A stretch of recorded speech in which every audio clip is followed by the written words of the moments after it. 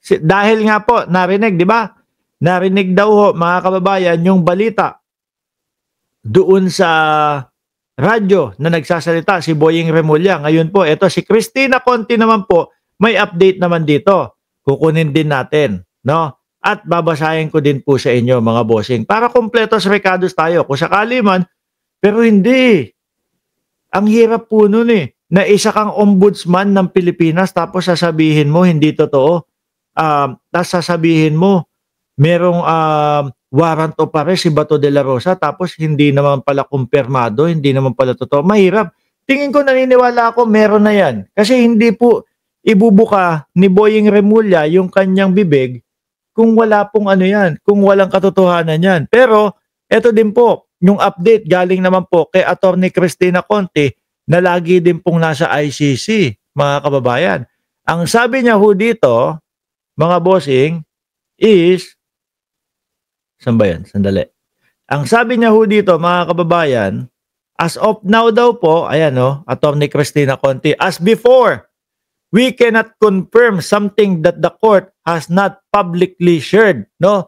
The warrant of arrest against Ronald Bato de la Rosa in case it has been issued has not yet been in publicly shared and posted. But we maintain that a warrant against Bato de la Rosa as Duterte co-perpetrator of crime against humanity is certain from what victim knows and what the prosecution has presented. Eh malay nyo, madam, na unang ibinalita, no? Sa Pangulo. Di ba? Malay nyo, sa unang binalita sa Pangulo, tapos naibalita ng Pangulo kay Secretary Boying, kay Ombudsman Boying Remulla. Di ba? Hindi pa nakapost, pero baka maya-maya yan, nakapost na din, no? The Marcos administration has to enforce his arrest and surrender to the ICC as part of our continuing obligation to the court. Naku, gusto talaga isurrender na ho si Bato, no? No.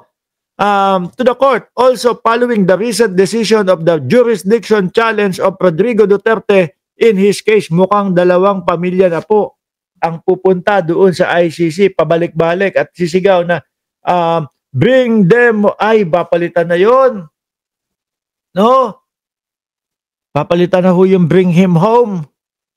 Mukhang sa mga susunod na mga buwan po, ang isisigaw na nila, bring them home. Bring them home. Diba? Arlene Messina, happy birthday sa iyo. Mabuhay ka hanggang gusto mo. Ma'am Brenda Barton, shout out po sa inyo. We'll know more as soon as the pending issue of Duterte's fitness is decided, possibly within this month. The investigation into the situation in the Philippines to determine who are most responsible for atrocities, crimes is ongoing. Ang sinasabi po dito na ni Attorney Cristina Conti, kumbaga, wala pang kumpirmasyon na gano'n. No, dahil hindi pa ipinopost ng ICC. Pero kasi pwede ibinabalita namin sa inyo, ha? Pangulong Bongbong Marcos, Ma'am Lori Pajardo, shout out po sa inyo, Ma'am BMB Lori Pajardo. Sasabihin, Bongbong Marcos, ibabalita ko sa inyo na maglalabas kami ng warrant of arrest sa isa ninyong senador. Baka ganon. Tas nakausap si Pangulo. O kaya rumekta sa Ombudsman. O kaya rumekta sa DOJ. Di ba? Sabi ni Ikaw Pipa, inosente po si Bato, human rights sa kanya. Dun siya magpapaliwanag ngayon sa ICC. At eto pa ho, matutuwa dapat ang mga DDS dito. Bakit? Matutupad na yung ipinangako ni Bato de la Rosa, no po, kay dating Pangulong Duterte na dadalawin kita dyan. Yun yung pangako, di ba? Yun yung pangako. Sabi, bago o matapos ang eleksyon, dadalawin ko si dating Pangulong Duterte. Ang ginawa pa nga ni Bato de la Rosa, nag-post siya nung litrato o picture, mga bossing, na nasa ibang bansa siya.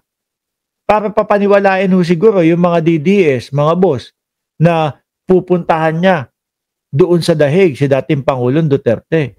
Di ba? Sabi ni Tibingem, wala ngang flood control issue si Bato, wala pa ring lusot sa kulungan. No, in fairness naman po kay Bato de la Rosa, hindi ko po hindi ko po narinig ni minsan na meron siyang issue patungkol po sa korupsyon, mga boss. Na, yun lang. Kaya lang, eto, yung crimes against humanity, na kaso niya din ho, no? Sa ICC pa.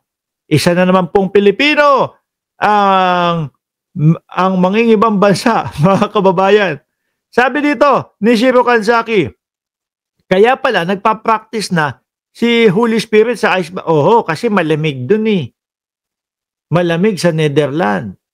'Di ba? Sabi ni Opinyon ng Duka, mukhang may nauupos na buntot na, parang pusang hindi Ano kaya ang sitwasyon ni Bato de la Rosa ngayon? Sandali Hindi kailangan kasi biglang pasok nitong balita na ito Oh, no, bagbigay ng payag si ICC Counsel Maria Cristina Conte na inanunsyo ng ombudsman na naglabas ng warrant of arrest. O yan, si Attorney Cristina. Ganito tayo mangyayari mga kababayan. Bakit? Kasi kakalabas lang na balita nito. Ay, ito si Trixie Angeles naman. Sabi dito, ayan Trixie Angeles. O yan, luminous. O basahin natin, no? Yung mga DDS, nag-iiyakan na to. ICC naglabas na ng warrant of arrest laban kay Bato de la Rosa. Ang sabi dito ni Trixie Angeles, no, nung luminous, gets ko, we were caught by surprise nung hinatid nila si PRD sa dahig with full of paglalapastangan sa karapatan niya. Grabe naman kayo. 12 oras nga ho, di ba mga kababayan? Bago maisakay. BMB Sen 23, shout out sa iyo. At Jane Wanson. Queen, pangit pa namang umiyak ni Bato. Grabe kayo. Uhulihin na nga si Berwick Tapos ninoloko niya pa. Sabi dito ni Trixie Cruz Angeles, gets ko, we were caught by surprise nung hinatid nila si PRD sa dahig with full of paglalapastangan sa karapatan niya to be heard here and to verify the warrant. May repercussions ito sa soberanya natin. Yun daw. Kasi nga, hindi na daw tayo sakop ng ICC o hindi na daw tayo kasapi ng ICC. Di ba, BMB Sen? Yun sinasabi nila. May repercussion din sa karapatan natin. Pero ngayon, alam na natin that they should not do this. What happened to Senator Bato can happen to us. O bakit naman kayo nadamay? Meron din ba kayong kaso na crimes against humanity? Kaya isinasaksak nyo, pinipilit nyo yung sarili nyo? Nadamay kayo? No? So ngayon, mukhang ang gagawin ng mga DDS, base dito sa nabasa ko, pipigilan nila ngayon. Aba, samahan nyo si Bato de la Rosa. Puntahan nyo ngayon sa bahay nila. Di ba? Tapos, maghawak-hawak kayo, magkapit-bisig kayo, palibutan nyo yung bahay ni Bato de la Rosa para hindi kayo mapasok ng ICC. No, pero ngayon, alam na natin that they cannot, hindi na daw pwedeng aresto si Bato. Should not do this. What happened to Senator Bato can happen to all of us. Ayan na. Gumagamit na po sila ng mga ganyang mga salita. No? Pag hinayaan natin na si Bato de la Rosa ay kunin ng ICC, malamang gagawin din nila sa atin yan. Bakit? May kaso ba kayo ng crimes against humanity para gawin din sa inyo yon?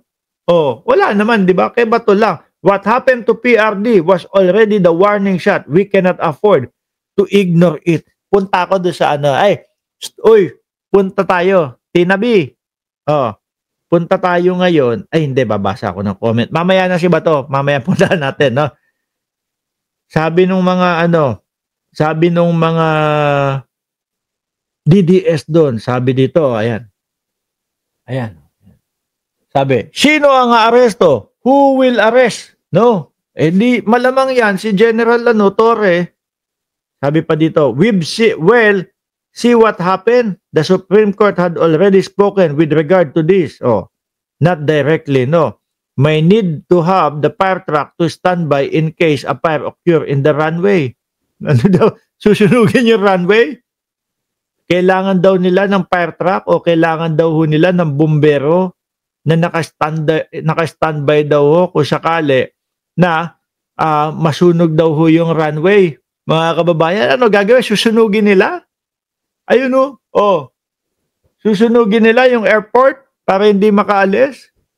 Yung yung, yung ano, eroplano ni Bato de la Rosa, as if naman makapasok sila basta-basta doon sa airport. Oh, sino ngayon ang bagong tore nila na kailangan na susundo kay Bato? Tingin ko wala. No? Tingin ko si Torre pa din ho, mga bossing. Tingin ko si General Torre pa din po ang aaresto diyan, mga kababayan. Kasi fresh na fresh yun eh. Galing po sa ano pahinga yun eh. Galing po sa bakasyon yun eh. Oh. At kung maalala niyo po yung sinasabi ni ni Attorney Claire Castro na malaking trabaho ang gagawin o gagampanan po ni General Torre pagka tinanggap niya yung ano, tingin ko eto na ho yun. DDS, sunugin nyo nga ang sarili nyo mga buwang, sabi ni Music Story.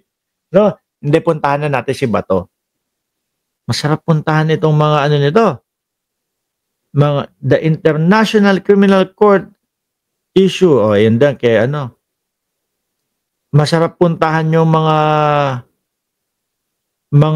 ano nito, mga Facebook nitong mga kaano nila. Ka DDS. Si Bato. Ronald Bato de la Rosa. Ayun, popular ngayon, no? Ano kaya ang makikita natin dito? Ayun, mukhang bumabarik din si Bato. Mukhang ano, nasa inuman, no? Tapos, ano kaya, no? Nasa inuman ka. Tapos, ganyan yung ano, ganyan yung sasalubong sa yung ano, ganyan yung sasalubong, ayun, ganyan yung sasalubong sa yung balita, aarestohin ka. Ano kaya mapipil mo nun? Oh? Hindi, yung anak. Rocky de la Rosa. Rocky naman. Rocky de la Rosa. Masarap pa basahin yung mga ano nila, yung mga comment nila, yung mga post nila. Rocky de la Rosa. Yun eh, di ba? ICC, wala. Rocky de la Rosa, yung mga, wala talaga. Mukhang kumpirmado talaga, mga bossing. Nagkalat po, oh. Vice President Sara Duterte asked public to prepare for the threat. Tinapaw. Yan, meron daw ang Vice Presidente. Samantalang yun doon sa ano, doon sa Cebu, walang sinabi. Wala na akong makita, no? Patungkol kay Bato de la Rosa. Pero mukhang kumpirmado kasi para ho sa akin, mga bossing, he will not be home for Christmas. Sabi ni Jober Laureo, nakakamping. Sakit na, no? Kapag ka na-aresto si Bato de la Rosa. Yumi! Imagica. Hello, Sir Mark. Bago mong channel ito. Opo, no? At dito sa Biraan PH, mga bossing, nakakasama po natin tuwing alas 12 ng alas 12 ba? Si Niolo at si Banat Boy, aka Mayor Bico. Ang sakit nun, ano? Yung tipo bang malapit na yung Pasko, nagre-ready na yung pamilya mo para magsama-sama kayo. Salubungin ang Pasko at Bagong Taon. Tapos maaaresto si Bato de la Rosa. Magpapasko na doon po sa ano, doon sa Ambayan. Magpapasko doon mismo sa Dahig. Aray ko po.